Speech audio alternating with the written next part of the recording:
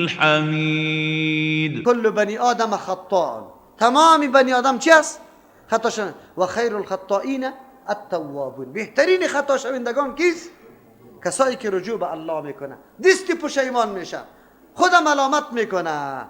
اینمی خاطر درس برای ما شد که از ما لغزش ها صورت میگیره. خب رای جبیری از چی است؟ رجوع به سوی کی؟ الله. به یک الله رجوع بکنیم. درسی عظیم است، درسی عظیم است که گناه ما را کدام ذات بخشش میکنه؟ غیر از الله دیگه کس گناه ما را بخشش کرده میتونه؟ نمیتونه. از کجا درس میگیریم؟ از آدم علیه السلام. الله میگه یا آدم اسکن انت و زوجک الجنت، تم سکونت کو، زنی تام در اینجا سکونت کنه. در مسئله سکونت زوجه تابع شوهر است. در هر ولایتی که میخواد زندگی کنه، زنش گفته نمیتونه که نه من از کابل دیگه جای نمیرم. نه، تو تابع شوهریت هستی. شوهری که در کدام مقام زندگی میکنه تو قطع زندگی کن. در مسئله سکونت تو تابع شوهر هستی، اما در مسئله خوردنوش تابع شوهر نیستی. شوهر ایج نبیاد در خانه، ولی تو ایج نان نمیخوری؟ نه، بالکل تو آزاد هستی. و کلا منها رغدا، اینجا اینطور نگفت که و کل بخیب آدم علیه السلام تو و زوجه تو، که زوجه را تابع خوردن آدم علیه السلام کرده باشه، بردویش امر کرده. و کلا بخوری منها از همی جنت رغدا به فراخی و خوشگواری، حیث و از هر جایی که شیطان خواهش شماست. الله تبارک و تعالی در مسائل خوراکا، در مسائلی که ضروریات اولی انسان است قیدا را نمیگذاره، همین طور آزاد گذاشته. ولا تقربا، نزدیک نشوی هذه شجرته، در این درخت. نمیگه ولا تاکل هذه شجرته، از این درخت نخوری. چی میگه؟ ولا تقربا. باز صد چی شد؟ ذریعه. باز صد چی است؟ چه درس عظیم است. در میان قعر دریا تخت بندم کرده ای، باز میگویی که دامن تر نکن، هوشیار باش. عجیب است. در بین دریا استاد استی و با صدا میکنی دامن تر نکن. ببینی که اسلام و قوانین جهان دیگه چقدر امتیاز داره. اسلام برات میگه که اینی ذریعه برای گناه، در این ذریعه داخل نشوی، این ذریعه را انجام نده. اینطور نمیگه که اینی گناه را انجام نده. در دنیای غرب یا دنیای امروزی قوانین که ساخته میشه، مثلا در دنیای غرب قانونی چیسته؟ قانون میگذارن چی رقم بزور یک دختر برده نمیتونی. میتونی؟ نه دیگه که هر رقم باشه، رضامندی که باشه، خب پروا نداره، لیکن بزور نمیتونی. اگر یک آدم از امو کسایی که قانون جور کرده از پیش سوال بکنه که من غریزه دارم یا نه، من خواهش دارم یا نه، دم یک مقام تسلط تمام حاصل میشه، چطور بکنم؟ مرا میاری دمی بین بازار اعلام میکنی دا آتش و بعد از اون میگی که نسوز. عجیب است. این امکان داره؟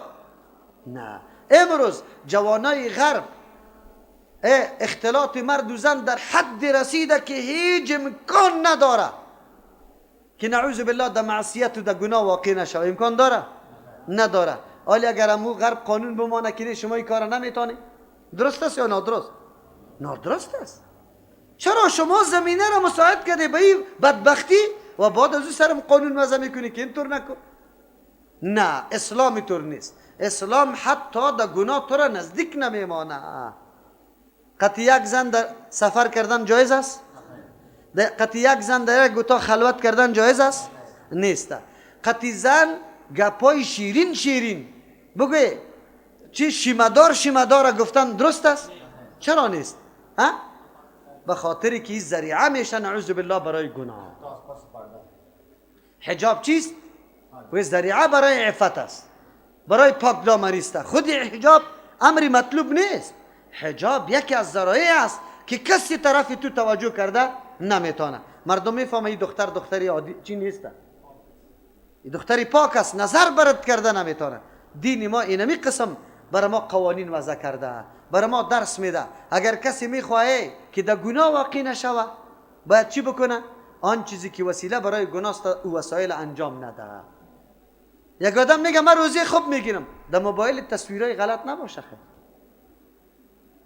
در بازار نرو، در اونجا که اختلاط مرد و زن است، نه وسیله است. اگر تو میگی نه من خیلی متقیستم، نه، متقی شده نمیتونه. شیطان آنقدر دشمنی قوی است که تو را وادار به امر میسازه که عقلم نمیپذیره. شما خبر داری که نعوذ بالله پدر گرفتاری دختر باشه، برادر گرفتاری چی باشه؟ هم خواهر باشه. چرا؟ شیطان لعین این کارا را کرده رایست. پیغمبر علیه السلام چقدر گپای بسیار ارزشمند گفته. اولادتان میگه در چند سالگی امر کنی که نماز بخونه؟ مورو اولادکم و هم ابناء چیسته 7 سنین.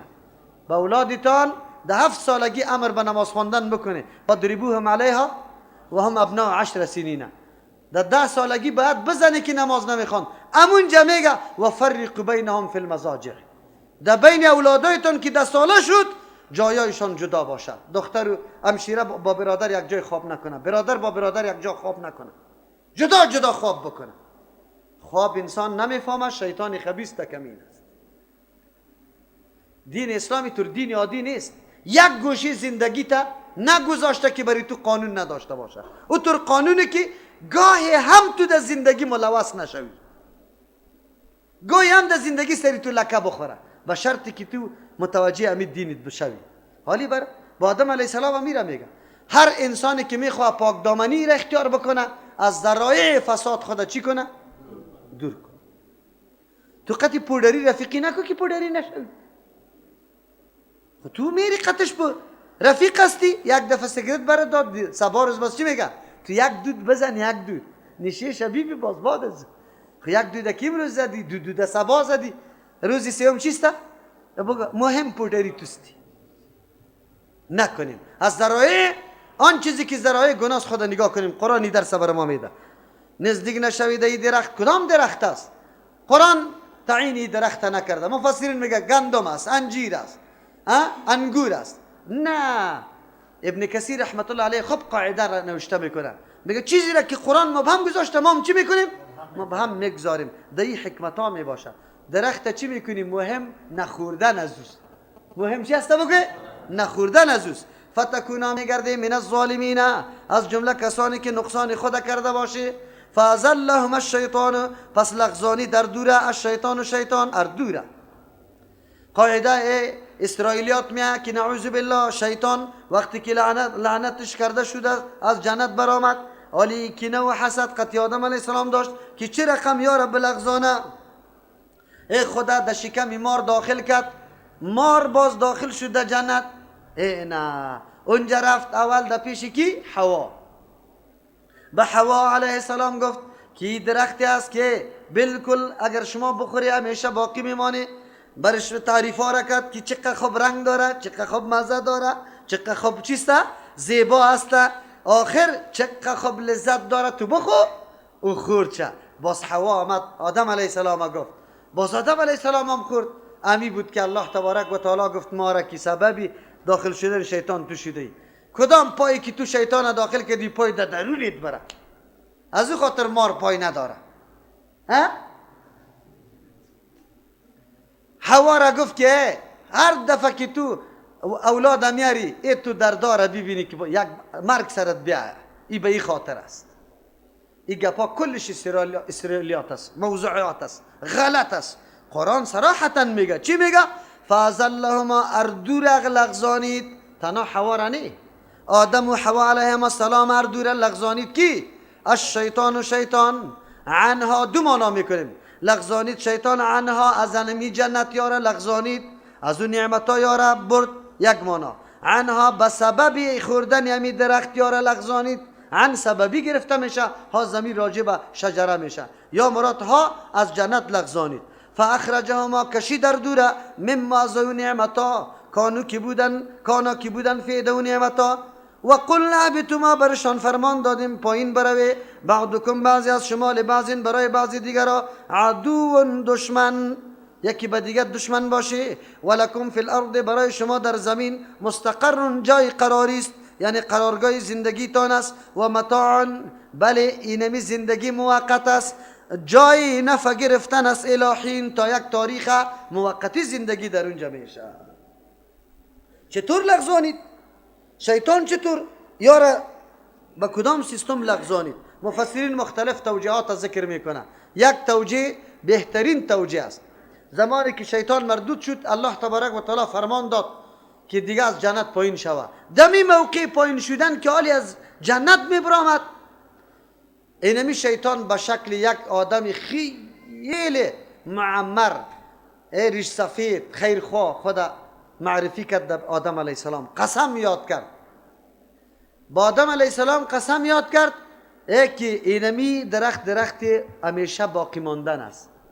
اگر از این درخت شما تناول کردی، شما بالکل باقی همیشه میمانه. و ایننی لمن الناصحین، من خیرخواه شماستم. قسمم خورد، قسمم با آدم علیه السلام و حوا علیه السلام خورد. و دیگه دلیل چطور گفته بود؟ گفت الله که شما را اول منع کرده بود به این خاطر مثل که طفل نو تولد میشه تنها شیر مادر میخوره، نان و غذا برش داده نمیشه. چرا؟ به خاطری که توانمندیش نداره، غذا خیلی ثقیل است، او برداشتش نداره. طفل که باز کلان شوه غذا برش داده میشه، نه باز توانمندی هر قسم طعام داره. میگه شما در اول الله شما را منع کرده بود به خاطر که مثل طفل بودی، توانمندی از زیرا نداشته. حالی خوی قدر وقت تیر کرده، حالی قوت از زیرا پیدا کرده که برداشت اینمی میوه را بتانی از خوردنش. این علمو معامله بود که ابلیس لعین از جنت و امی گپی خدا با کی گفت؟ با آدم علیه السلام. این گپ در ذهن آدم علیه السلام بود. ما تو را که کسی قسم بخوره که اینی کار اینی تو راست، او برات بگه که اگر این را بخوری دائم در جنت باقی میمونی، آرام میشینی، امی دیستی شروع میکنی که من در جنت دائم باقی بمانم. دیگه در چی میشینم؟ آدم علیه السلام چند موضوع یک جای شده فراموش کرد. یکی نهی را، دوم نهی دو قسم است، یکی نهی تحریمی است که برای آزمایش است، یکی نهی ارشادی است. نهی ارشادی چی را میگه؟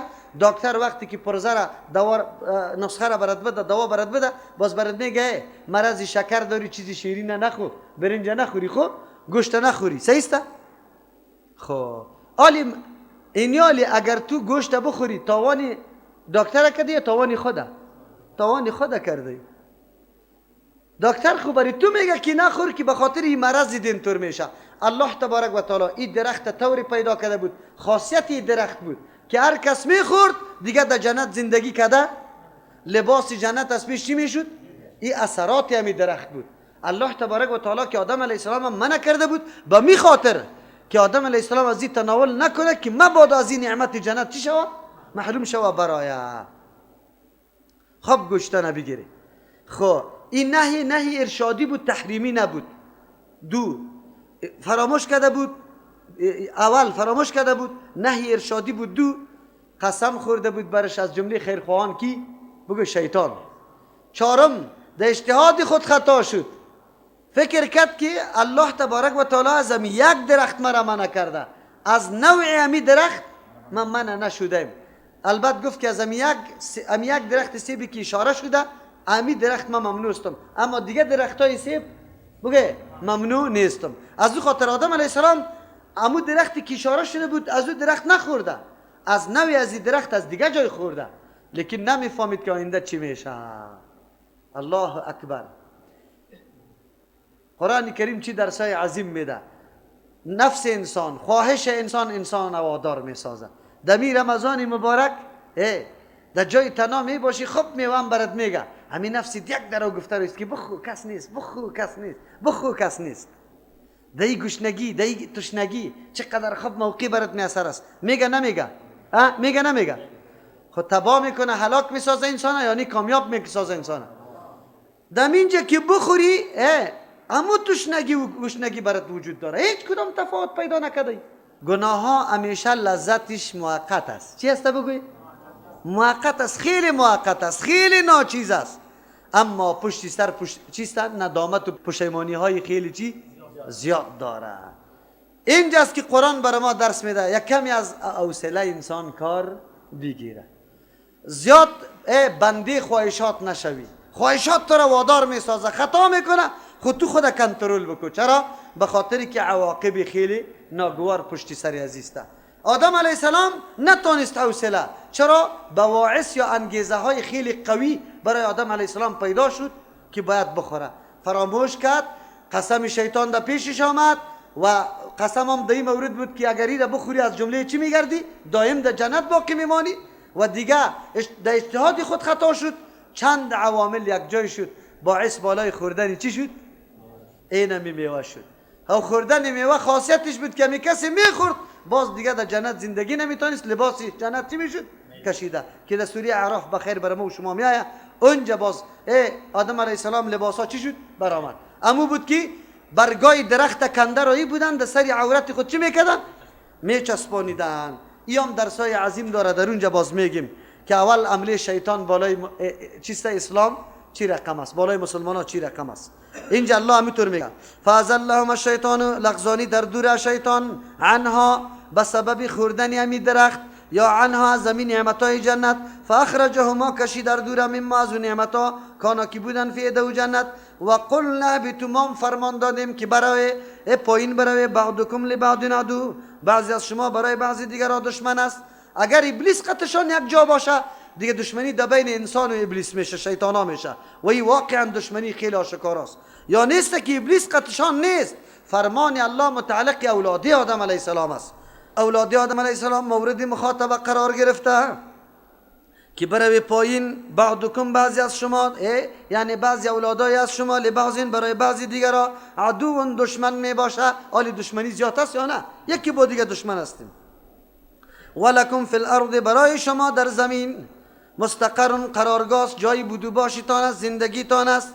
از همون خاطر اگر هوانوردا بالا می روه، چون که آیت قرآن خوانده که جای قرارگاه برای بودو باش انسان زمین است، پس آن موادی که در زمین است از اون مواد باید قطع خود ببریم بالا. از همون خاطر اکسیژن از کجا میبره؟ خوراک از کجا میبره؟ نوشاک از کجا میبره؟ چرا که قرآن قرارگاه زندگی انسان زمین مقرر کرده، دیگه سیاره ها را مقرر نکرده. دیگه سیاره که تو سفر میکنی باید مواد زمین داشته باشی. این قرآن میگه.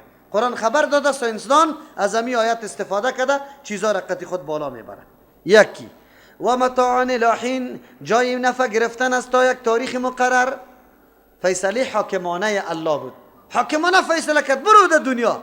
خود در دنیا فکرت باشه بازگشت به این جنت میایه، خویی بازگشت بگه موقوف به شرط است، موقوف به امتحان است که اونجا امتحان سپری میتونه یا نمیتونه.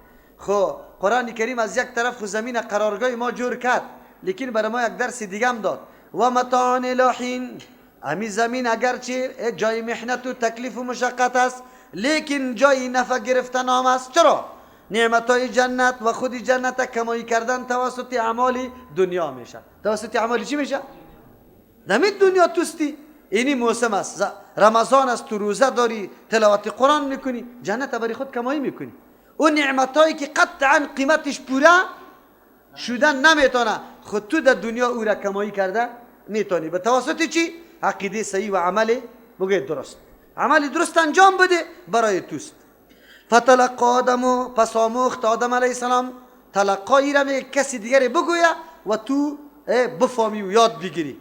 فتلقى آموخت آدم علیه السلام من ربی، از طرف پروردگار خود، کلمات چند کلمه را، فتاب علیه، رجوع رحمت کرد الله تبارک و تعالی بالای آدم علیه السلام. انه یقینا الله تبارک و تعالی هو امی الله التواب، بار بار توبه قبول کننده است، الرحیم رحم کننده است. توبه بندی خدا میپذیره، رحیم است، آینده ایره دیگه رحمتا و چیست نعمتا برش میده. اینا آموخت آدم علیه السلام از پروردگار خود چند کلمه را. چند کلمه کدام است؟ اونجا در سوره اعراف برای ما و شما در آیت 23 خود به خود دعا میه ربنا ظلمنا انفسنا و این لم تغفر لنا و ترحمنا لنکونن. یعنی دعاها را وظیفه خود جور کرد آدم و حوا علیهم السلام. از همون خاطر الله رجوع رحمت کرد. توبه چی را میگه؟ در آیت براتان اشاره میکنه انسان گناهکار مثل که فرار کرده باشه. مثل که چی کرده باشه؟ وقتی که تو باز رجوع میکنی به سوی الله، از اون خاطر میگه که الله باز رجوع کرد. یعنی زمانی که تو گناه میکنی الله رحمت خدا میگردانه از پیش تو. زمانی که تو پس به سوی الله تبارک و تعالی رجوع میکنی الله توجه رحمت خدا پس سری تو میاره. فتاب علیه این معنا را داره. شرایط توبه چند است؟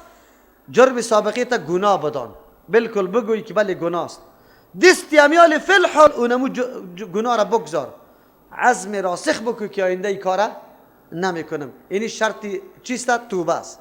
ده حقوق الله. ده حقوق العبد یک شرط دیگه هم علاوه میشه. کدام چیزی که تو به غصب، به دزدی، به چیزی ناحق گرفتی، اگر او امرایت موجود باشه پس برش چی بکو؟ رد بکو. اگر نباشه از پیش بخشش طلب بکو. این در توبه حقوق العباد یک شرط دیگه هم اضافه میشه. در اینجا یک تعداد از مردمایی که روایات اسرائیل را زیاد اهمیت میده و میخواه نعوذ بالله امور بدعتی و شرکی خود ثابت بکنه، بسیار از چیسته از یک روایت موضوعی کار میگیره. حدیث موضوعی است. مستدرک حاکم او حدیث نقل کرده و بعد از امام ذهبی رحمت الله علیه ده حاشیش تعقیب کرده سری حدیث و گفته که موضوعی است. همچنان ابن کثیر رحمه الله او در بدایه و نهایه این حدیث ضعیف گفته. و حدیث چی رقم است؟ این مردم میگه توسل به ذوات فاضله جایز است، یعنی کسانی که صاحب قدر و قیمت است ما اگر واره وسیله مقرر کنیم این درست است که بگویم بر فلانی و به حق فلانی و به برکت فلانی بگویم اینی مشکل مرا حل بکو. چرا؟ دلیل است که زمان آدم علیه السلام این حالت مرتکب شد، سرگردان میگشت، ناگهان نظرش افتاد بالای کی؟ در عرش کلمه را دید که لا اله الا الله محمد رسول الله. از الله سوال کرد که یا الله این کیست که نامی از این در عرش نوشته است؟ الله برش گفت یکی از جمله اولادی توست و از پیغمبرای برگزیده است. اگه این نمی بود چی میشد؟ من تو را پیدا نمی کردم. لولاک لما خلقت الافلاک. اگر تو نمی بودی ما یک زمین و آسمان هم پیدا نمی کردم. بعد از آدم علیه السلام گفت که دو امت ما اینطور شخصیت است، دست بالا کرد ای الله مغفر لی بحق محمد، به حق پیغمبر مرا مغفرت بکو. لیکن این حدیث چیست بگه؟ موضوعی است. امام ذهبی رحمه الله، شیخ الاسلام ابن تیمیه و همچنان شیخ البانی رحمت الله علیهم یا ناقدین حدیث است یا این حدیث موضوعی و ضعیف دانسته. این حدیث ثابت نیست و یکی مناقض است با امرای آیت قرآن کریم. در آیت قرآن کریم میگه که از الله چند کلمه را یاد گرفته و در سوره اعراف تشریح همین کلمات است. کدام است؟ ربنا ظلمنا انفسنا. قرآن چی درسای عظیم بر ما میده. یقینا یکی از راهایی که انسان مایوس میسازه و شیطان کامیاب میشه در دسیسه خود این است که انسان گناه بکنه، بعد از خود در موقف قرار بده که من هیچ بخشیده نمیشم و بالکل از رحمت الله مایوس شوه. اینجا شیطان بسیار خوش میشه. چرا؟ به خاطری که بنده را چی کرد؟ بگه فریب داد. لیکن نه، قرآن بر ما میگه هر قسم گناه را که کرده باشی ایره یقین داشته باش که اگر توی توبه واقعی و حقیقی را بکنی الله چیست؟ معاف کننده است. شرک که چقدر گناه سخت است، اگر تو توبه بکنی الله چی میکنه؟ معاف میکنه. دیگه گناه ها را خوب بگذار. از همون خاطر یکی از جمله سنگر مقابله با شیطان این همیسته که شیطان همیشه تو را مایوس میسازه از رحمت الله. تو از رحمت الله مایوس نشو، رجوع به سوی کی بکو؟ الله تبارک و تعالی. برای ما واضح شد که ما بخشنده گناه هم کیست؟ او گناه ها از کی طلب میشه بخششش؟ از الله، کسی دیگری نیست. پس مردمی که در پیرای پنجاب میرن میگه ما را معاف کو، گناه های ما را و میگه اینا معاف کردم. این گپ درست است یا نه؟ یک کسی از یک قوم برای ما قصه کرد. یک قوم در وطن ما و شما هم هستن. گفت یک مرده رفته بودیم، گفت بابا می گوش خود شنیدم که ملا صاحب وقتی در قبر تا شد چیزی را خواند و خواند و خواند، پس که بالا شد گفت گفتم این جنت همی ترپر بود، همی ترپر هیچ جای نبود، هیچ جای نبود در جنت. گفت من شروع کردم خواندم یک سونی را کشیدم پدری تو را در جایش داخل کردم. همی قدر نمیگه که خو وقتی که یک نفر پدری از این جای پیدا شد این باقی مانده ما چی کنیم؟ تباه و برباد هستیم. خو یا ایسته که او سونی کش است، سونی ها را میکشه او را داخل میکنه. الله رحم بکنه. چی تصورات و پنداشت های غلط و نادرست وجود داره. نصارا را ببینی میگه عیسی علیه السلام قربانی داده به خاطر ما، کلی ما معاف هستیم. یهود همی دعوا را میکرد میگه لن تمسن النار الا ایام معدوده.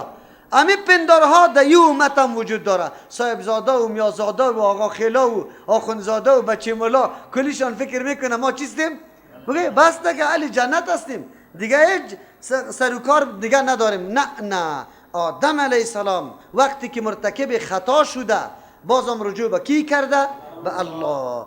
او دعا را از کی طلب کرده؟ از الله. برای ما درس شد که رجوع را به کی بکنیم؟ در هر مشکل خود به الله تبارک و تعالی.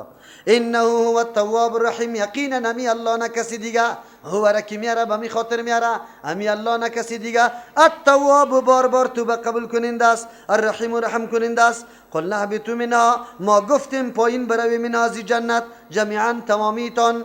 فاما یاتینکم، اگر بیا براتان، منی از طرف مهودن، برنامه هدایت، پیام توحید، وحی، یعنی او قوانینی که الله تبارک و تعالی برای زندگی شما روان میکنه. فمن تبع، کسی که تابعداری میکنه هدایا از هدایت ما، فلا خوف علیهم، نیست ترس بالایش، ولا هم یحزنون، نیست این مردم غمگین. این را میگه فیصله حکیمانه. اول فیصله چی بود؟ حاکمانه بود. بری دیگه پایین بری، بس دیگه یکی به دیگه دشمن باشه، همونجا زندگی کنه. ای عالی، دیگه فرمان نداد که چطور زندگی کنه و چی باشه، آیا پس در جنت میرسن یا نه. اینجا فرمان حکیمانه الله تبارک و تعالی. حکیمانه ایمانا انسان گفت که در دنیا خو زندگی میکنی، خو اینجا مورد امتحان الله قرار گرفته. دو امتحان خو ناکام شدی، فکرت باشه که در امتحان ناکام نشوی. این کدام امتحان است؟ فاما یاتینکم منی هدن، اگر آمد از طرف ما هدن، او برنامه و کارگزاری هدایت که خیلی عظیم است برای شما آمد. فمن تبع هدایا، کسی که تابعداری هدایت مرا میکنه. در اینجا الله هدایت نسبتش به کی کرده؟ به خود. او مراد از هدایت الله چیست؟ دو قول از مفسرین است، یا قرآن یا پیغمبر. اردوش درست است. در آیات قرآن کریم هم پیغمبر هادی گفته شده و هم قرآن چی گفته شده؟ بگه هادی گفته شده. برای ما واضح شد که برنامه هدایت قرآن است یا غیر قرآن. پس کسی که بدون قرآن کسی دیگر میگه من هدایت میکنم، او را تصفیه و تزکیه میکنم، گپش راست است یا دروغ؟ دروغ است، قطعا دروغ است. چرا که هدایت در وحی کیست؟ الله تبارک و تعالی، در قرآن است. او میگه فمن تبع، نمیگه فمن تقلد هدایا، کسی که تقلید هدایت مرا میکنه. میگه کسی که تابعداری، یعنی به دلیل بر ثابت میشه یک حکم، به دلیل اونو را تابعداری میگه و این میره اتباع میگه و این اصل دین است. مذاهب هر کدام کی باشه، 1000 مذهب باشه، اصل چیست؟ اتباع چی را میگه؟ تابعداری دلیل. بس تابعداری دلیل بکن، خلاص. کلگی یکی هستن، کلگی در یک بند چی شده؟ بسته شده. خیر و خلاص. تابعداری هدایت بکن. مؤسسه